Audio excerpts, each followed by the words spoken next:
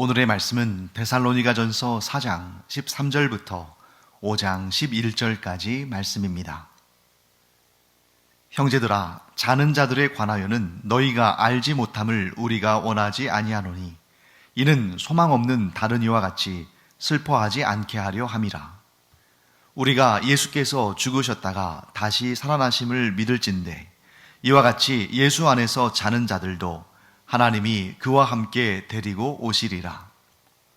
우리가 주의 말씀으로 너희에게 이것을 말하노니 주께서 강림하실 때까지 우리 살아남아 있는 자도 자는 자보다 결코 앞서지 못하리라. 주께서 호령과 천사장의 소리와 하나님의 나팔 소리로 친히 하늘로부터 강림하시리니 그리스도 안에서 죽은 자들이 먼저 일어나고 그 후에 우리 살아남은 자들도 그들과 함께 구름 속으로 끌어올려 공중에서 주를 영접하게 하시리니 그리하여 우리가 항상 주와 함께 있으리라. 그러므로 이러한 말로 서로 위로하라.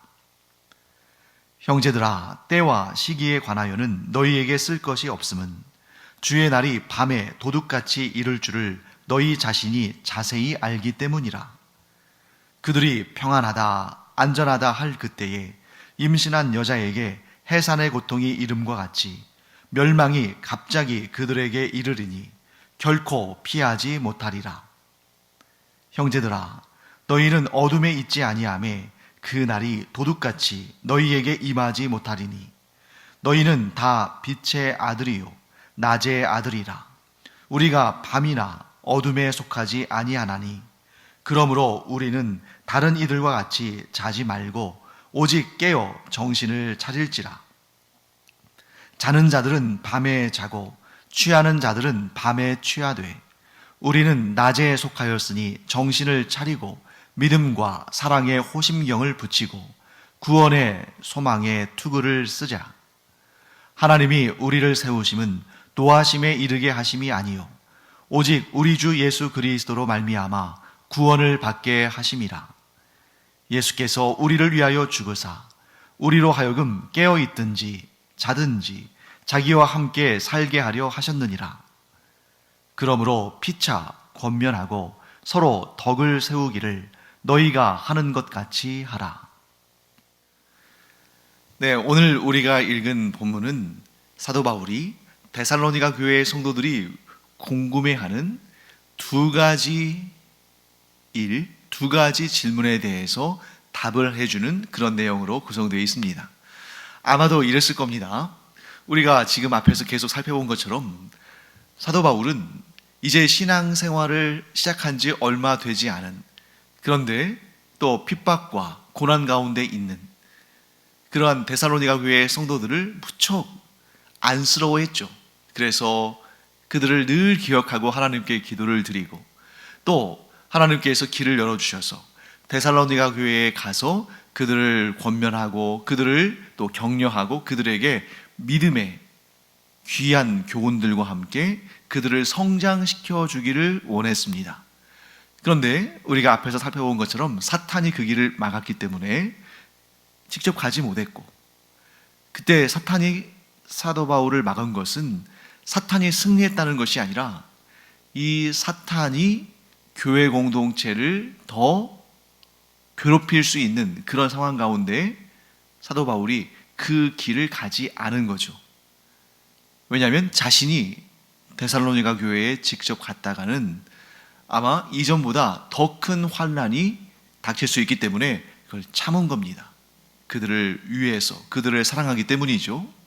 그러나 너무나 가고 싶었기 때문에, 그리고 그 데살로니가 교회의 성도들을 격려하고 또 그들에게 권면하고 그들에게 힘을 실어주고 그런 마음이 너무 간절했기 때문에 자신은 데살로니가 교회의 성도들을 위해서 가지 않으나 자신 대신 누구를 보냅니까?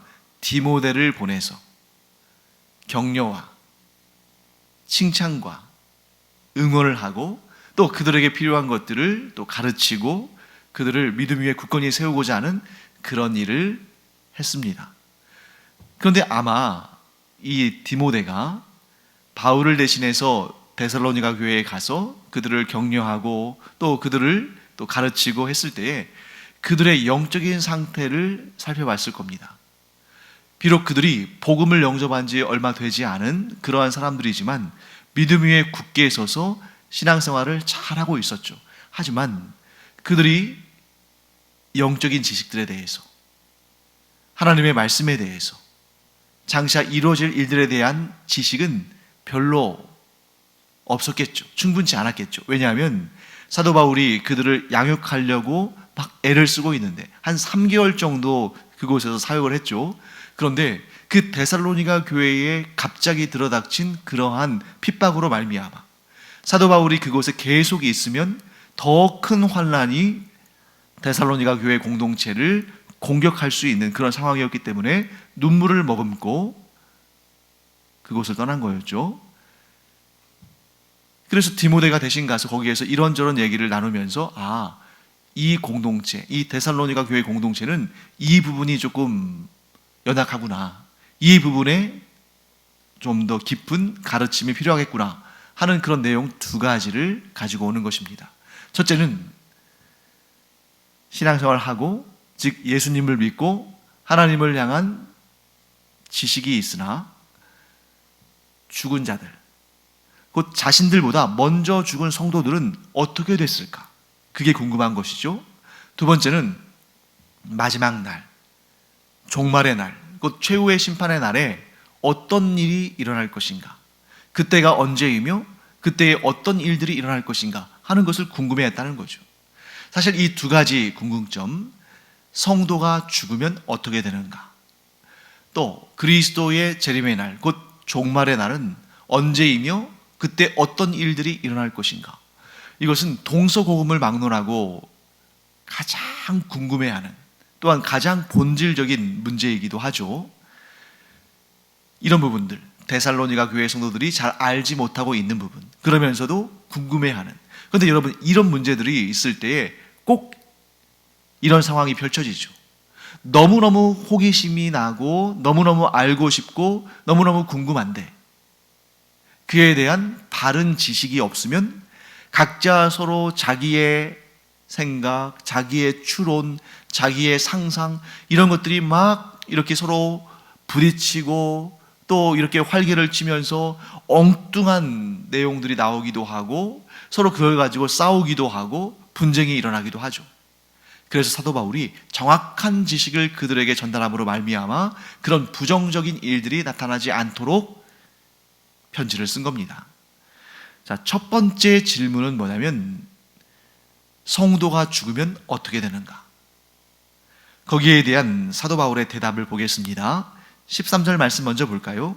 형제들아, 자는 자들에 관하여는 너희가 알지 못함을 우리가 원하지 아니하노니 이는 소망 없는 다른 이와 같이 슬퍼하지 않게 하려 함이라. 자, 사도 바울은 죽은 성도들을 뭐라고 말하고 있습니까? 자는 자들이라고 말합니다. 자, 왜 그렇습니까? 사도 바울이 그들에게 분명히 전하는 핵심은 부활 신앙이에요. 성도는 반드시 한번 육체의 죽음을 경험하지만 그러나 그 후에 반드시 부활한다. 그렇기 때문에 성도의 육체가 죽은 것은 사실이지만 그런 관점에서 보면 성도의 죽음은 자는 것과 같다. 왜? 반드시 다시 깨어나니까, 반드시 부활하니까. 그래서 이 부활신앙에 대해서 아주 분명하게, 아주 확실하게 데살로니가 교회의 성도들에게 전달하는 것입니다. 그런데 이런 부활신앙에 관한 믿음이 없는 자들은 부활의 소망이 없기 때문에 죽음 앞에서 두려워하고 슬퍼하죠. 하지만 기독교인들은, 곧 성도들은 죽음 앞에서 두려워해서도 안 되고 슬퍼해서도 안 된다고 말하는 것입니다. 왜? 우리는 부활에 대한 확실한 믿음이 있기 때문에. 14절 말씀 볼까요? 우리가 예수께서 죽으셨다가 다시 살아나심을 믿을진대 이와 같이 예수 안에서 자는 자들도 하나님이 그와 함께 데리고 오시리라. 부활신앙의 핵심은 무엇입니까? 우리 주님이신 예수 그리스도께서 십자가에 달려 죽으신 다음에 장사된 지 사흘 만에 죄와 사망의 권세를 이기시고 다시 살아나셨다. 부활하셨다. 이것이 이제 부활신앙의 핵심이죠. 이처럼 예수님께서 죽음을 이기시고 부활하셨다는 사실을 믿는 자는 그가 진정 예수 그리스도 안에 거한다면 예수 믿는 자가 반드시 부활할 것을 믿어야 한다고 강하게 강조하는 것입니다. 그리고 예수 그리스도께서 재림하시는 날, 이 땅에 다시 오시는 날에 하나님께서 어떻게 하시냐면 예수 그리스도 안에 있는 자들, 자, 예수 그리스도 안에서 자는 자들, 어떤 사람들이에요? 이 땅에 살아 생전에 예수 그리스도를 구주로 영접하고 예수 그리스도 안에 거하게 된 자들이죠. 예수 믿고 먼저 죽은 자들이 예수님과 함께 재림의 날에 이 땅에 내려온다. 하나님께서 그렇게 하신다 하고 설명하는 것입니다. 그리고 나서 이제 순서에 대해서 말합니다. 15절부터 17절까지를 제가 읽어보겠습니다. 우리가 주의 말씀으로 너희에게 이것을 말하노니 주께서 강림하실 때까지 우리 살아남아 있는 자도 자는 자보다 결코 앞서지 못하리라. 주께서 호령과 천사장의 소리와 하나님의 나팔 소리로 친히 하늘로부터 강림하시리니 그리스도 안에서 죽은 자들이 먼저 일어나고 그 후에 우리 살아남은 자들도 그들과 함께 구름 속으로 끌어올려 공중에서 주를 영접하게 하시리니 그리하여 우리가 항상 주와 함께 있으리라. 자, 순서에 대해서 말하는 겁니다. 부활의 순서에 대해서. 누가 먼저 부활하느냐? 자, 우리의 머리 대신, 우리의 주인 되신 예수님께서 가장 먼저 부활하셨죠. 벌써 2000년 전에 부활하셨습니다. 그리고 예수 안에서 자는 자들, 곧 먼저 죽은 성도들이 그 다음에 예수 그리스도께서 재림하실 때에 부활한다. 그리고 그때까지 살아있는 성도들은 예수 안에서 잠든 자들, 곧 먼저 죽은 자들이 부활한 다음에 그 다음에 공중으로 끌어올려지는데 그것이 바로 이제 일종의 휴거라고 우리가 얘기하죠. 즉 살아있는 상태에서 예수 그리스도의 재림을 맞이하는 자들은 호련히 변화하여 부활의 몸으로 바뀐다. 즉 영원히 죽지 아니할 몸으로 바뀐다. 이렇게 되는 겁니다.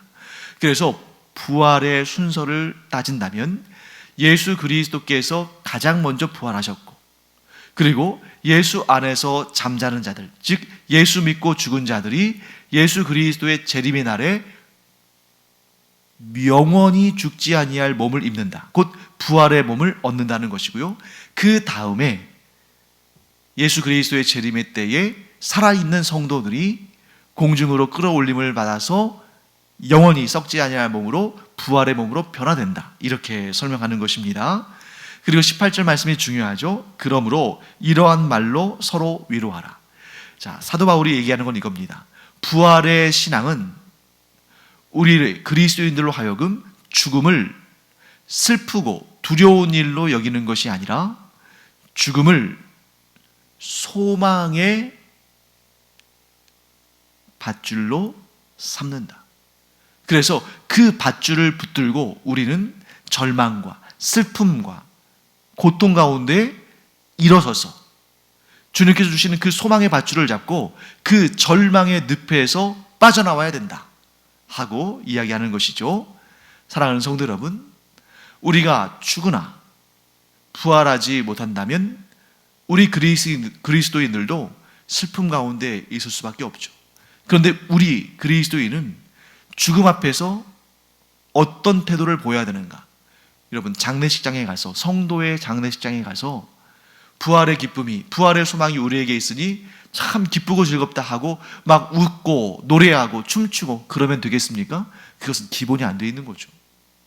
우리 그리스도인들은 성도의 죽음 앞에서 이러한 약간 좀 상반되지만 그러나 어울리는 두 가지 태도를 보여야 됩니다. 첫 번째는 슬픔이죠. 왜 슬퍼합니까? 이 땅에서 더 이상 우리가 육체를 가진 사람으로는 만날 수 없으니까. 이 땅에서는 다시는 살아생전의 모습으로 만날 수는 없으니까 슬프고 또 그 마음에 위로가 필요한 것은 분명한 사실입니다. 하지만 우리에게는 어떤 믿음이 있습니까? 예수 안에서 자는 자들, 곧 성도는 죽어도 주님 재림하시는 날에 반드시 부활한다. 이 부활의 소망이 있기 때문에 슬픔 가운데서도 그 슬픔을 이기는 믿음으로 위로를 얻게 된다는 것입니다. 사랑하는 성도 여러분, 여러분들이 이런 강박관념을 가져서는 안 됩니다. 성도니까 가족이나 다른 성도들의 죽음 앞에서 슬퍼하면 안 되지 않을까? 아니요. 예수님도 나사로의 죽음 앞에서 눈물을 흘리셨죠. 우리가 성도의 죽음 앞에서 슬퍼하는 것은 당연한 것입니다. 우리의 가족의 죽음 앞에서, 친척의 죽음 앞에서, 친구들과 이웃의 죽음 앞에서 슬퍼하는 것은 당연합니다. 왜? 이 땅에서 이렇게 육체를 가진 사람의 모습과 그 관계로는 다시 만날 수 없으니까요. 하지만 우리에게는 그것을 넘어서는 무언가가 있습니다. 부활의 소망이 없는 자들, 믿음이 없는 자들은 그 육체의 죽음 이후에 어떤 일이 일어나는지도 모르고, 또한 그들에게는 부활의 소망이 없기 때문에 슬퍼하는 것이 당연합니다. 하지만 우리 성도들은 슬퍼하지 않는 것이 아니라 슬퍼하지만 그 슬픔을 넘어서는 부활의 소망을 가짐으로 서로 위로를 얻는다. 서로 이렇게 그런 믿음으로 위로하고 힘을 얻는 거예요. 슬프지만 그 슬픔을 넘어서는 부활의 소망과 기쁨이 있는 것이다. 이렇게 정리할 수 있겠습니다. 자, 두 번째 질문은 뭐냐면 종말의 때는 언제며 종말의 때에 어떤 일들이 일어나는가 하는 그런 궁금증이 있었던 거죠. 거기에 대한 대답은 5장 1절부터 11절까지 나옵니다. 먼저 1절과 2절, 5장 1절과 2절 볼까요? 형제들아, 때와 시기에 관하여는 너희에게 쓸 것이 없음은 주의 날이 밤에 도둑같이 이를 줄을 너희 자신이 자세히 알기 때문이라. 자, 밤에 도적같이 이른다는 건 뭡니까? 아무도 그때와 그 시간을 알지 못한다는 거죠. 자, 이 사실을 데살로니가 교회 성도들도 압니다. 왜? 예수님께서 그렇게 말씀하신 것을 사도 바울이 전했으니까. 예수님께서 뭐라고 하십니까? 그 종말의 때, 그 최후의 심판의 때는 아무도 알지 못한다. 오직 하나님만 아신다. 이렇게 말씀하셨죠. 그렇기 때문에 그날이 도둑같이 임한다는 것은 그날을 아무도 알지 못한다 하는 것이고요. 도둑같이 임한다고 표현한 이유는 뭡니까? 도둑은 언제 그 집을 털러 들어오겠다고 예고하지 않죠. 예고 없이 임한다 하는 그런 뜻입니다.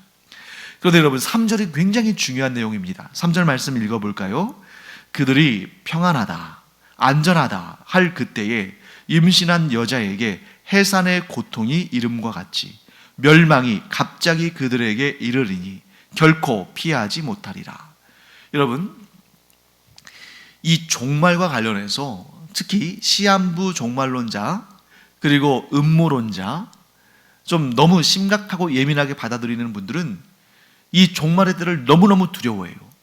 예를 들면 이런 거죠. 그 종말의 때가 되면 전 세계가 아주 무서운 재앙들과 재난들과 무정부 상태와 같은 혼란과 그리고 또 성도들의 아주 끔찍한 핍박과 고난과 이런 것들이 막 뒤엉켜서 완전히 아수라장 같은 그런 상황이 되기 때문에 그 종말의 때가 너무 두렵다, 이렇게 말씀하시는 분들이 많아요. 그래서 유난히 이 종말에 대해서 관심 많으신 분들, 또 뭐 베리칩이나 뭐 이런저런 그 음모론에 심취하신 분들, 종말의 때를 너무너무 두려워합니다.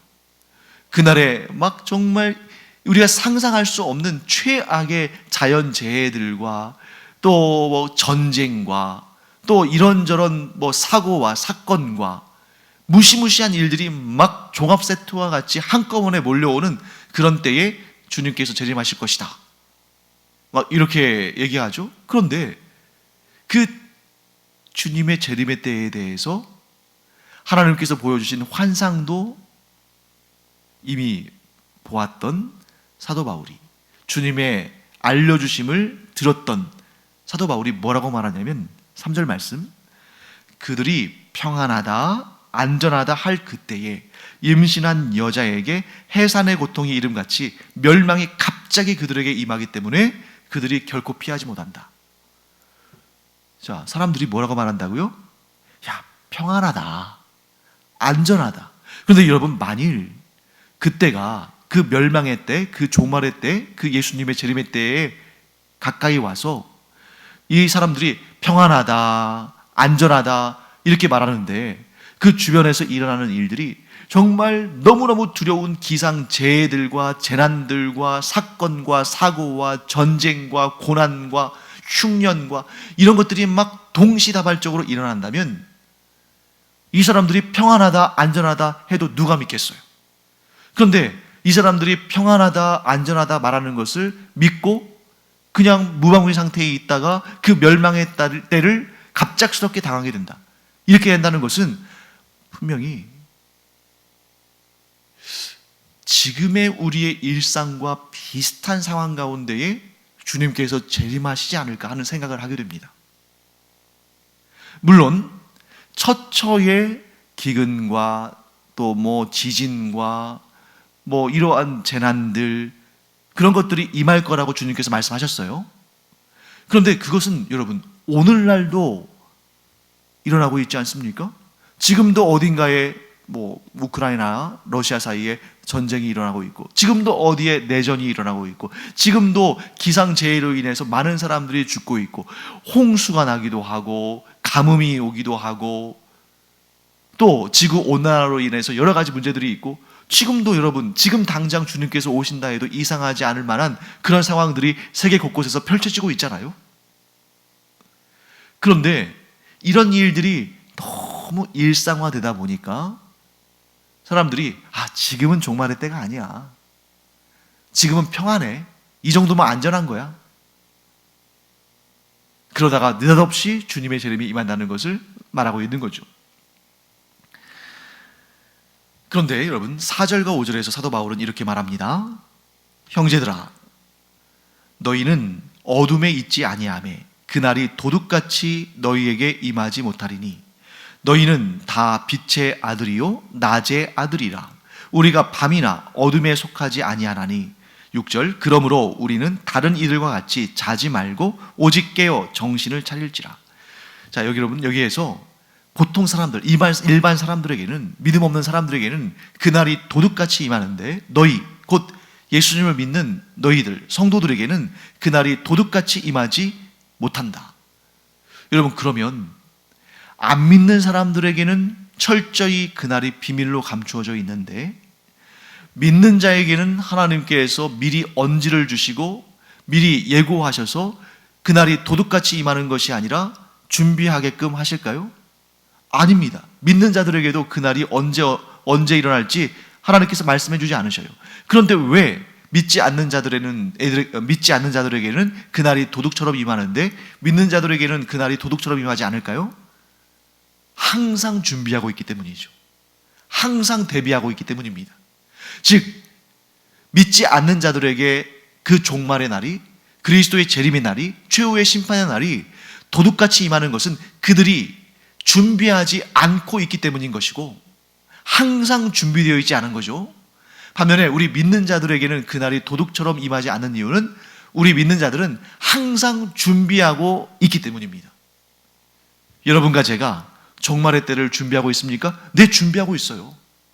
여러분들은 자신이 없을지 모르지만 분명히 여러분과 저는 그날을 준비하고 있습니다. 어떻게 알 수 있나요? 지금 이렇게 예배를 드리고 있잖아요. 우리가 하나님을 기억하고 하나님을 섬기며 하나님께 예배를 드리는 것 자체가 우리가 깨어있다는 증거입니다. 또한 이 세상에 소망을 두지 아니하고 이 세상의 것들 가운데 영원한 것은 없다는 것을 알고 오직 예수 그리스도를 통해서만 구원받는다는 이 사실을 철저하게 믿는 것 자체가 우리가 준비되어 있다는 것을 말하는 겁니다. 그러니까 여러분, 어떤 분들은 이렇게 신앙생활 하면서도 막 두려워해요. 내가 과연 그 마지막 날, 예수님의 재림의 날, 그 종말의 날, 최후 심판의 날을 앞두고 준비가 되어 있나? 여러분, 분명히 확실하게 기억하십시오.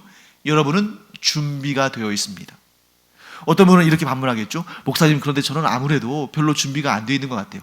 그날의 준비는 내가 하는 것이 아니라 주님이 하십니다. 왜요? 여러분들이 뭘 가지고 그 종말의 날, 그 무서운 심판의 날을 여러분들이 극복하고 이겨내고 승리할 수 있겠어요? 우리는 아무것도 준비 못합니다. 우리가 준비하는 것은 단 하나, 믿음. 예수 그리스도를 믿는 자는 그 최후의 날, 그 종말의 날, 그 예수님의 그 재림의 날, 내 힘과 내 능력과 내 권세와 내가 준비한 것들로 안전하고 평안하고 구원을 얻는 것이 아니라 십자가에 달려 나를 위해 모든 죄값을 대신 갚으시고 나에게 영원한 생명을 주시기 위해서 부활하신 예수님, 그분께서 나를 위해서 모든 것을 준비하셨다는 것을 믿는 믿음을 갖는 것, 그 믿음 하나로 모든 것이 준비가 끝나는 것입니다. 내가 예수님의 재림하시는 날 예수님께 잘 보이기 위해서 선을 행하고 공로를 쌓고 이것저것 많은 것들을 준비해 놓고 그래서 예수님 오시는 날에 떳떳하게 예수님을 맞이한다? 아닙니다. 우리 가운데 떳떳하게 예수님을 맞을 수 있는 사람은 아무도 없어요. 오직 우리는 하나님의 은혜를 구할 뿐입니다. 내 공로가 아니라 하나님의 은혜로 구원받는 것입니다. 그러므로 예수 그리스도께서 내 모든 죄를 사하셨고 나를 위해 부활하셨으며 나를 구원하시는 그날, 나를 영접하시는 그날, 나를 공중으로 끌어올리시는 그날, 나를 천국으로 인도하시는 그날, 내가 주님의 손을 잡고 영생의 구원을 얻게 된다. 이 믿음을 갖고 있는 자는 준비된 겁니다. 그러나 아무리 많은 재산을 모아놓고 아무리 많은 공덕을 쌓고 아무리 많은 대비를 해놨어도 이 믿음이 없으면, 예수 그리스도를 믿는 믿음이 없으면 그날 아무것도 준비되지 않은 상태로 그 종말의 날을 맞이하는 거죠. 그리고 영원한 심판에 넘겨지는 것입니다. 이 믿음을 여러분들 반드시 갖기를 바랍니다. 그래서 우리는 예수님의 재림의 날, 곧 최후 심판의 날, 그 종말의 날을 위해서 무엇을 준비할 것인가? 이렇게 두 가지로 정리하겠습니다. 우리의 믿음을 그날까지 반드시 지키며, 그리고 주님께서 원하시는 그 거룩한 삶을 살고 있는 상태, 즉 그 확고한 믿음과 거룩한 삶을 살고 있는 그 모습이 주님 오시는 날 온전히 잘 준비되어 있는 모습이다. 꼭 기억하기 바랍니다. 기도하겠습니다. 하나님, 저희의 힘과 능력으로는 예수님의 그 재림의 날, 곧 최후 심판의 종말의 날을 감히 대비할 수 없습니다. 그러나 예수 안에 있는 저희는 나의 공로, 나의 힘이 아니라 예수님께서 이루시는 모든 것들을 은혜로 받게 되는 줄 믿습니다. 그러므로 주님 오시는 그날까지 저희가 믿음 위에 굳게 서서 거룩한 삶을 삶으로 그날에 주님과 함께 영생의 구원의 복락을 누리게 하여 주시옵소서. 주님과 함께 천국에서 영원히 사는 그러한 역사를 이루어 주시옵소서. 감사드리며 예수님의 이름으로 축복하며 기도합니다. 아멘. 기도하는 시간입니다. 우리가 기도할 때 가장 중요한 기도 뭐겠어요? 지금의 나의 이 믿음, 곧 예수 그리스도를 구주로 영접한 이 믿음이 주님 오시는 그날까지 전혀 결코 사라지지도 않고 무너지지도 않고 약해지지도 않고 끝까지 이 믿음 지키며 살며 주님 오시는 그날 영광스럽게 주님을 맞이하는 그런 우리 되게 하여 주시옵소서. 그렇게 기도하기 바랍니다. 기도하겠습니다.